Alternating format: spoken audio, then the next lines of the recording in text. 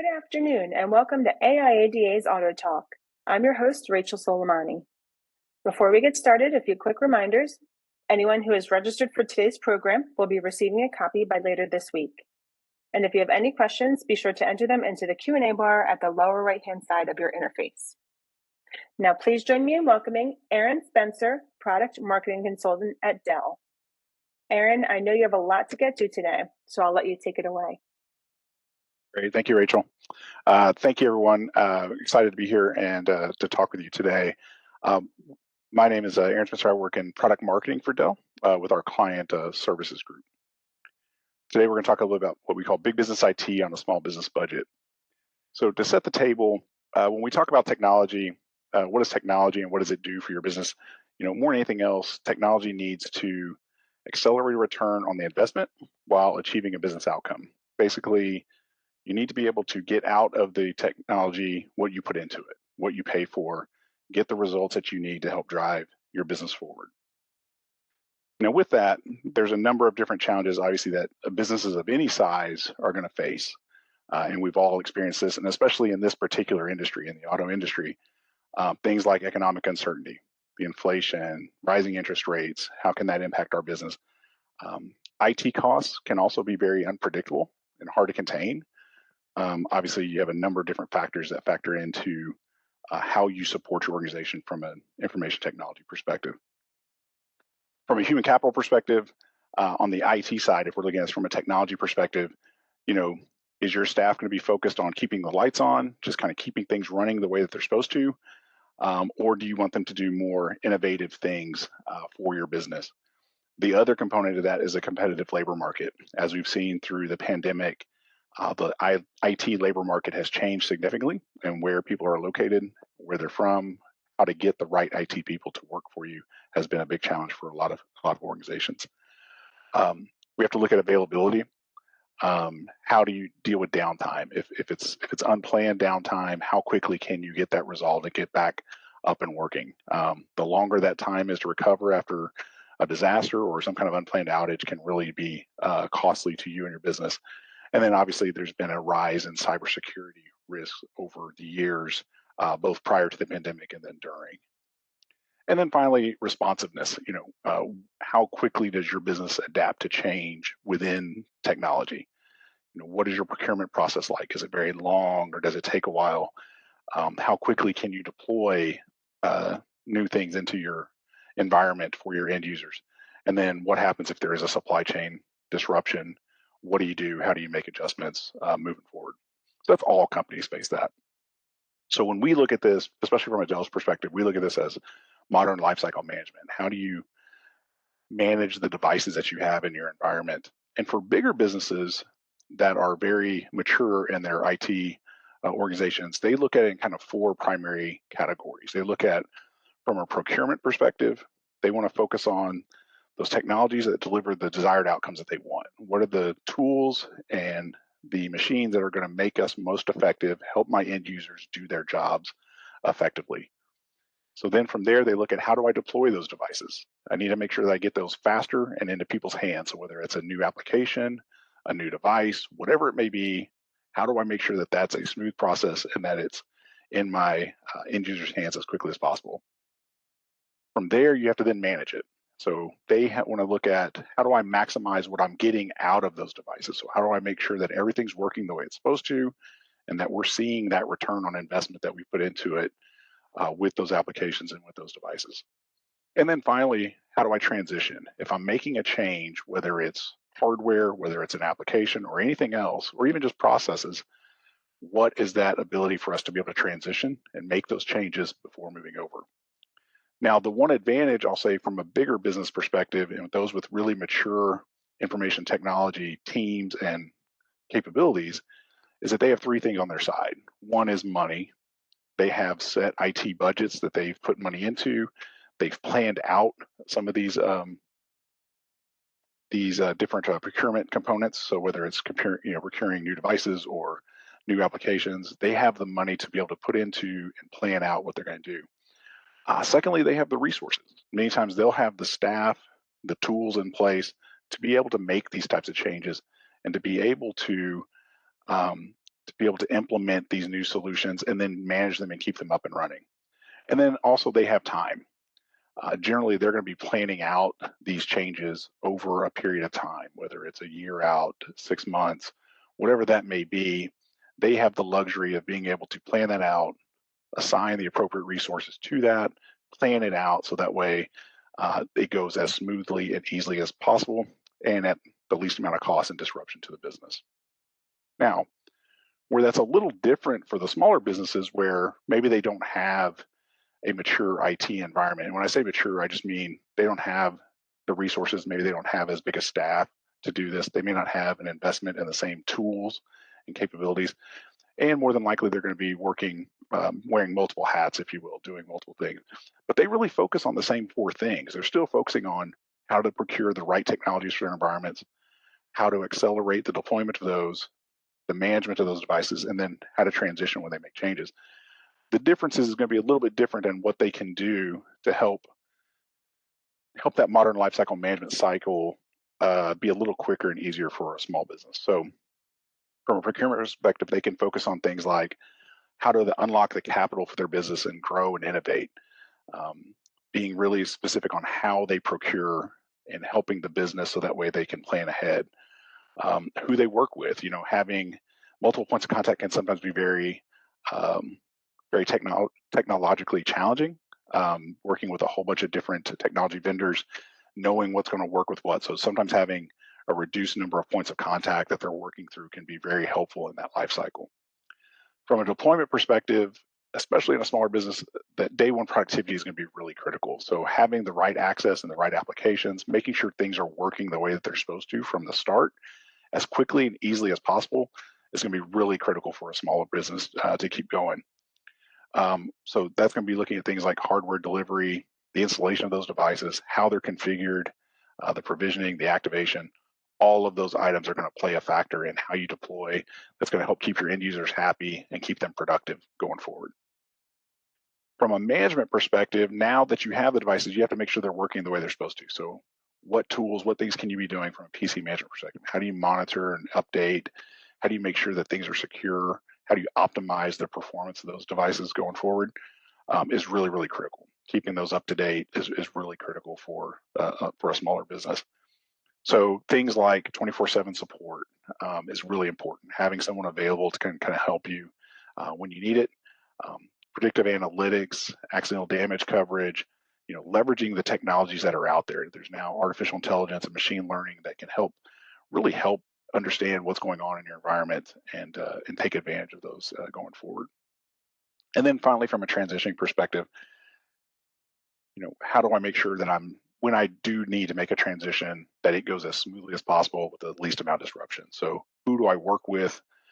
The great thing is now there are so many different services available, both from companies like Dell, of course, but then also others as well that focus on how to help your business along that particular journey. So if you're trying to modernize your environment, they can talk through the different components that you should be factoring in, the changes that are necessary, the timing that it can take for those, and really plan that out.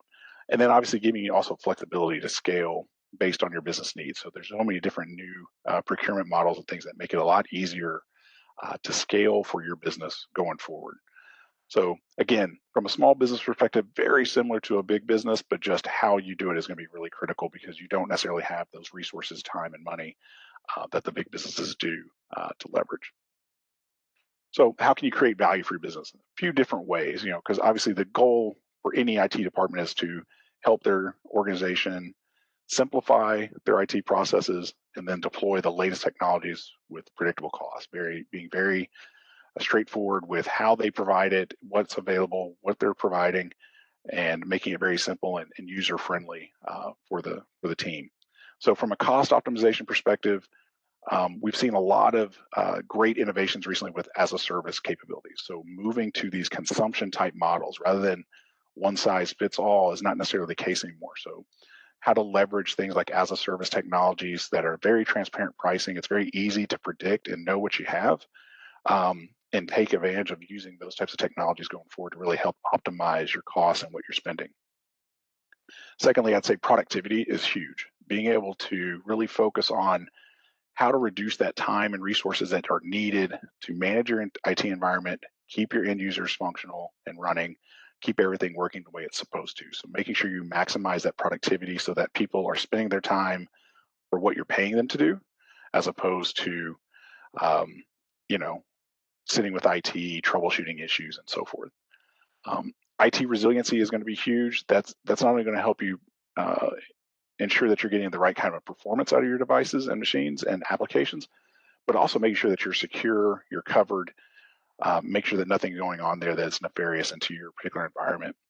And then finally, from a business acceleration perspective, you're really leveraging those IT services, whether they're from your own staff or if you want to outsource to partners or vendors or whoever it might be. But leveraging best in the business of those kind of services can really help speed up those transitions and getting everything set up for you as quickly as possible and really help you target new business opportunities, really leverage that technology to help innovate your business and move your business forward. Now, we could spend a lot of time on each of these particular topics. Given the time slots that we have today, we're going to focus on how we can look at IT resiliency and some of the things that are available to help a business moving forward with their environment. So when we talk about IT resiliency, obviously one of the key components we're going to talk about is security. As everyone's seen in the headlines, there's a number of different security threats out there from an IT perspective, and the bad guys are just continuing to grow, and there's more and more of them out there. They're after a few things. They're after your data. Um, they're after how to get into your particular environment and to cause problems. They're looking for your customer information, especially in this industry. Obviously, you deal with a lot of customers, a lot of personal information for those customers. They want to get access to that information. They're going to look at what links and things that you use and things, ways to be able to jeopardize those and to manipulate those. So that way, if somebody clicks on a link, they want to look at a new car or something else, they may go to the wrong place, provide the wrong information. And then obviously they want to try to get to your money if they can. So the different types of threats that are out there, there's a number of different ones, different phishing campaigns. They're going to target people. They're going to target, um, how to get in your environment. Ransomware is just it's really encryption, if you will, but it's just used opposite, right? They're going to encrypt your data and then they hold the encryption key to give you that money back. Things like software vulnerabilities, others, insider threats, and that's not necessarily meant to be that your people are doing anything nefariously wrong. It's just sometimes they may not realize that they've provided information that they shouldn't have, and then things like public networks and others can sometimes have some gaping holes. So the great thing about this is that there's been some really good innovations as it relates to next generation antivirus. So the traditional antivirus methods of the past have just not been as effective at stopping some of these newer threats. So things like ransomware, for example. But what you've seen with machine learning and artificial intelligence is that there's been new antivirus solutions that they call next generation antivirus solutions that have been created that are great at predicting what is and what isn't malware and how to stop it. So even if it's a new threat that's never been seen before, these next generation antivirus solutions are very effective at blocking those from ever getting onto that particular device and causing problems in your network. So really great advancements have happened from an antivirus perspective that you should definitely be looking at and leveraging going forward. And the reason for that is that we know that the endpoints themselves, the devices themselves, are an expanding attack surface, meaning they're finding more and more ways to try to attack those devices. So a few stats here for you. 69% of organizations have experienced a cyber attack due to a poorly managed internet-facing asset. Poorly managed meaning maybe it wasn't being kept up to date. Maybe there were other components to that allowed that to be an actual target. 62% of network breaches in 2021 were attributed to supply chain vulnerabilities. So things that were kind of built into the system that they just weren't aware of that made it a vulnerability that was then leveraged for that attack. And then 82% of breaches were driven by individual error, phishing attacks. We tend to be the the biggest gap in our security, right? It's people. We get the emails, we click the link, we think it's something legitimate, and then we expose our device and sometimes the business to that. So again, the bad guys are going to find the easiest way to get in, and many times that's one of us. It's one of the employees. So when we talk about IT resiliency, one of the key components that I think sometimes gets overlooked a little bit. Usually we think of the antivirus component as a big part of that, but also the systems management part is really critical, and it spans across a few different key functions. One of those being how the device is set up from the beginning. So when the device is set up, what type of image are you putting on there? What are your BIOS policies that help meet kind of your compliance requirements? How did you go about setting up that device so that it has the right applications, the right configuration, the right settings that hit all of your security protocols that you want for your particular business? So starting from the setup is really, really critical. Second is then how do you maintain line of sight? How do you monitor those devices to make sure that everything is working the way it's supposed to, that devices are checking in when they're supposed to, that you know what you have in your environment. So really being able to monitor and maintain that line of sight is really critical on knowing what you need to take care of. From a systems management perspective, now you need to be able to push out updates. So how do you make sure that these systems are operating at peak efficiency with the regular updates that are available? What I'll tell you is that not only do devices that are with those updates that are updated regularly perform better and more efficiently, but they're also less of an attack vector as well. Meaning, the more you keep them up to date, there's less likely that the bad guys can manipulate some of the vulnerabilities that might be part of that device. So really doing those system updates, I know it can sometimes be tiring and annoying when they pop up, but they're really critical and helpful in helping to protect your environment and protect that device going forward. And then finally, integrated solutions. So looking at things like how to minimize the number of additional system agents and things that you're using or piecemeal solutions. The more of those that you introduce in your environment, the more attack vectors there potentially are. There's more potential vulnerabilities that they can take advantage of. So if you can really standardize on a core set of applications that you want to use that are trusted and from vendors that you support and trust, that can make a big difference in how you are able to keep your environment a little bit safer. Now, at Dell, we also have a few other things that are built into this as well. So this is really more on the hardware side of the house, but thinking of things like how we build it with the supply chain. So what kind of things are done, and then and other OEMs may be doing similar things, but as far as making sure that the supply chain is safe, where the parts are coming from, it's gone through a very secure process with verification to make sure that it is the way it was meant to be when it was purchased, right? That everything that we put into that device, all the components are there, are making it secure. Secondly, from there, we build in hardware and firmware security into the device. So things like in the BIOS, we can verify to make sure that the BIOS has not been tampered or changed from the point that we sold it. We can help then capture, things from the image, the indicators of attack, and seeing if anything is going on there that looks nefarious. We have some trusted software, device software that we use as part of this solution for our devices to help make sure that everything happening below the operating system is the way it's supposed to be and the way it was designed to be. And then on top of that, we've built in some additional security software to help integrate with the next generation antiviruses, the monitoring software, and other things that you might be using to help be able to provide really fleet-wide security and really give you some additional telemetry into the environment, know what's going on, and really leverage that cutting edge threat detection to help improve the security of all your devices. So again, you want to reduce the attack surface as much as you can. You want to improve that threat detection to help keep yourself safe. You want to maintain that device trust. And then again, if you can consolidate providers, I think that's a great way to help limit your vulnerability going forward. Now, at Dell, this may sound like a lot. When we talked about that, all of those things, that may be a lot. And for each customer, it's going to be a little bit different. No business is really the same. So we have some customers that have very mature IT departments. They have the tools, the processes in place. And we leverage them. We look at them as kind of being more of a do-it-yourself mode, meaning, hey, Dell, I just want you to provide the devices for us and then provide great hardware support for us if in the event that something goes wrong.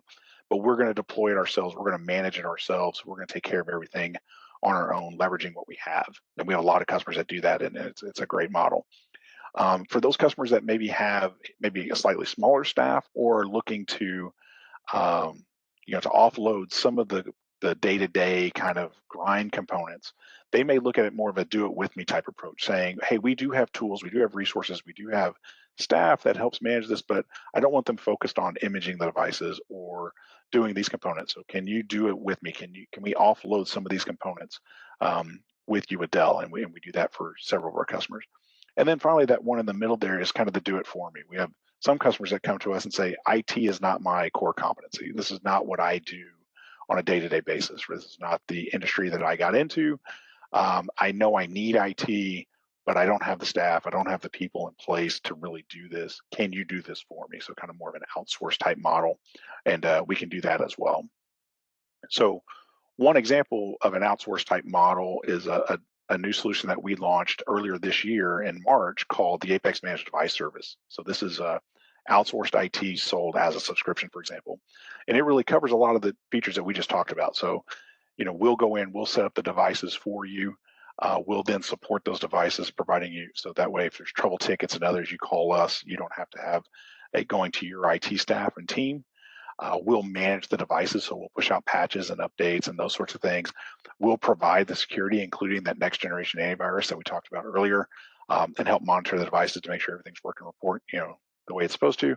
And then we'll provide reporting back to you to let you know exactly what's going on in your environment, and so that you know what you're paying for, how things are performing, and what's going on there. So we sell all of that as a subscription model, as a service. And what that really does is a few things. It allows us to provide that kind of that team of IT experts that's really hard to find right now. So a highly skilled team leveraging Dell's own support teams to help keep those devices up to date and secure. Like I said, we'll provide the advanced security piece of it as well. So that next generation antivirus. So really that superior prevention capabilities to help really protect your business and keep those cyber attacks and malicious activity away. The 24/7 support is great. Again, you may have different locations throughout the state, throughout the country, different time zones. We're available to help really support those. Whether your end users are in the office, whether they're on the go, no matter where they are here in the U.S., we can help support them 24/7. And again, allow us to take those phone calls so you and your team don't have to.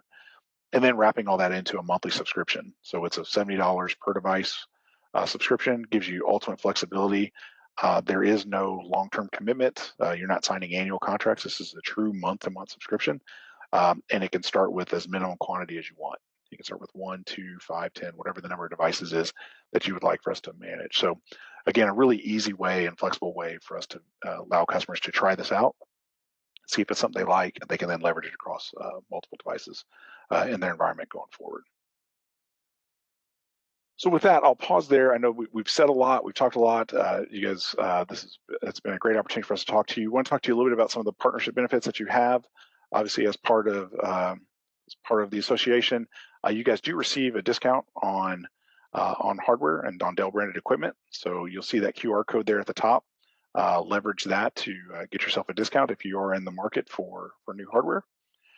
We do have small business advisors available to talk with you. So if you need help with anything and you want to customize a solution that makes sense for your business, again, Dell has that small business advisors ready for you.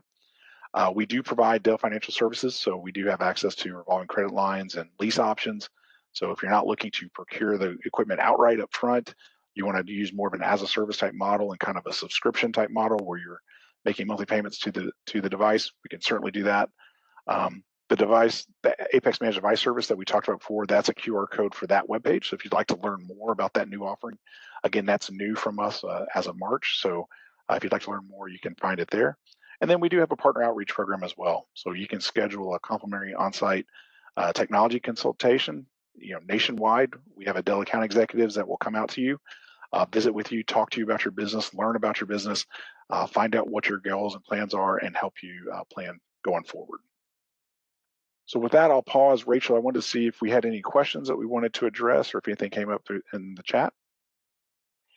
We did. We had two questions come in, so I'll read them.